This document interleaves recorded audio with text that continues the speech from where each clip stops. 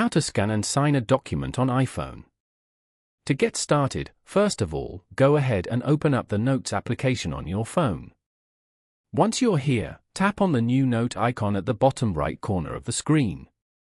As you can see, a keyboard will pop up. Then, tap on the paper clip icon located just above the keyboard. From the menu that appears, select the Scan Document option. This will open up your camera. Position the document within the frame to scan it. Once the scan is complete, tap on the Save button at the bottom right. You can view the newly scanned document saved directly in your note. Now, tap on the markup icon at the top right of the screen as shown. From the toolbar at the bottom, tap the plus icon. As you can see, a menu will pop up. Select Add Signature from here. You can now add a new signature or choose a previously saved one. Drag the signature box to place it anywhere you want on the document. You can resize it by dragging the corners of the box.